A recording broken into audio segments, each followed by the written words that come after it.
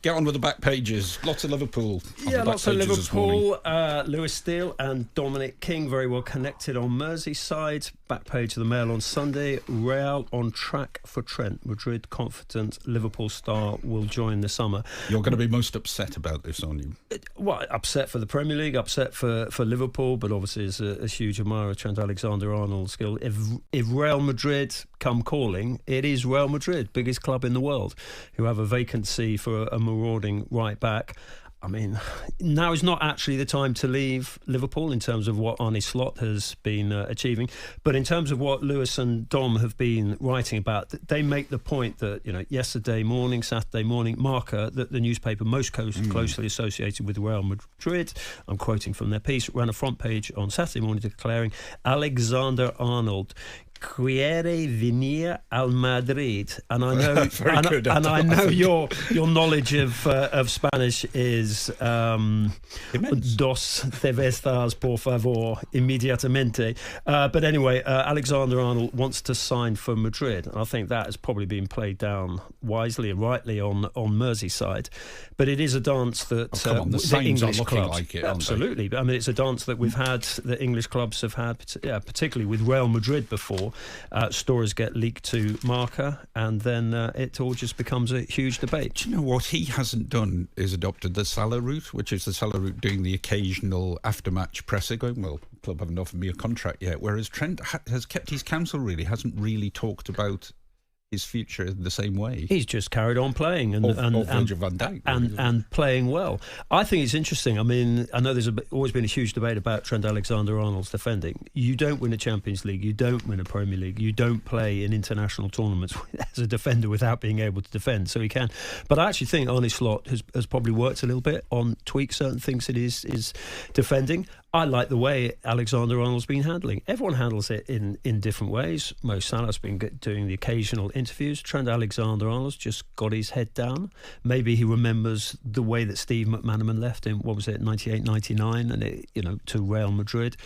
And he's just been focusing on delivering on the pitch. And obviously why he shouldn't leave is because Alisson says they're going to make history and be brilliant and amazing, and I think implies they're going to win 4 trophies. Create our own history. I think he's making the point that it's different from the team that won the Premier League under Jurgen Klopp. Is there a better side? That's such an interesting debate. I mean, you look at the players they've added since then. I mean, Liverpool's recruitment has been pretty impressive.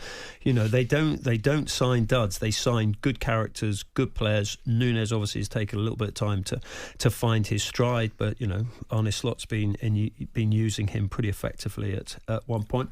Obviously, a lot of focus on managers. Dear Pep, I will not walk away.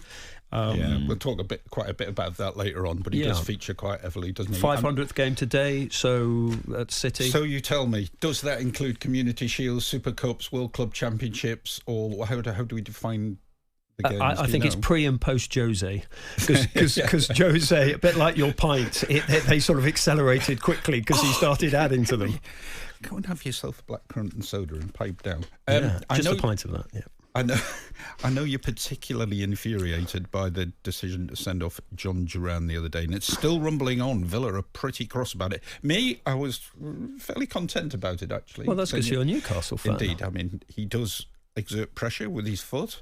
He doesn't. It's not a stamp. Come on, Shaun. His left ankle rolls. What's he going to do with his right a little foot? bit. I do think he was a bit unlucky, I've got to be honest. Yeah, I just think that's a little bit... I can understand Villa's fury. Back page of your paper, I think it's at Graham Hill, just sort of talking about the frustration from within. Yeah, it's all over the place. And what's interesting, you get individuals like Monchi, who's obviously sort of big name, big influence at Aston Villa, sort of tweeting about it, actually fairly measured, but say that it doesn't actually help the sort of VAR system. So they weren't actually criticising the ref, but they were more criticising for VAR for not sort of addressing a clear and obvious. Lots of clubs do this now, don't they? They make comments on X or whatever about refereeing decisions and try to phrase it just in a way that stays the right side of the line. But it's almost they feel obligated now to tell their fans that they weren't happy with it. Do you have a problem with that? No, I'm just saying it's a relatively new thing. I see it going on throughout the leagues. But I think there's a pre and a post Clattenburg Forest, you remember when Forest had their go, less Clattenburg, but Forest as a club had their go on social media. I think it's now the clubs are being quite cute in the comments that they're making, so they don't get charges thrown at them, but they do make their point, and they've got every right to make their point if they're unhappy. Talking of your beloved Newcastle, I mean, what was your reaction when you picked up His Majesty's Sunday Telegraph and read the Right Honourable Luke Edwards' piece, £150 million for Isak? Fairly obvious sort of story in the sense that Eddie Howe made it pretty clear if Newcastle are even remotely in the shake-up for the Champions League places, he won't be sold.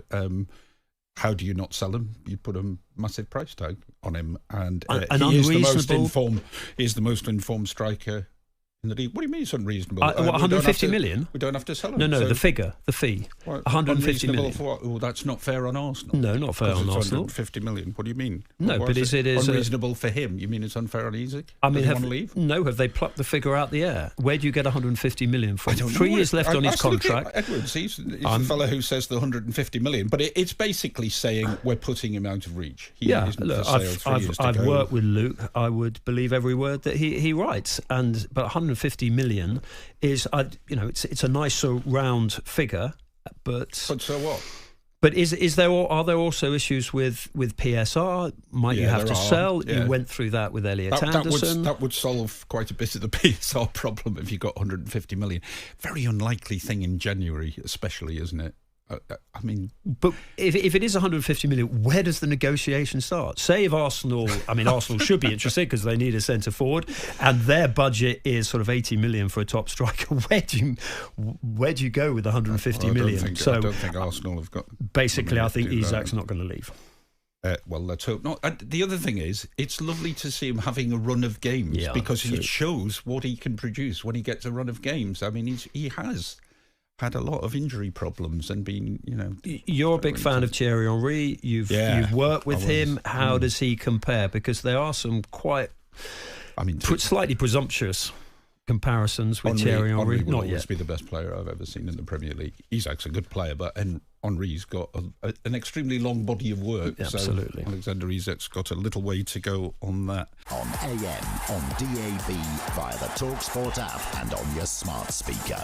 talkSPORT.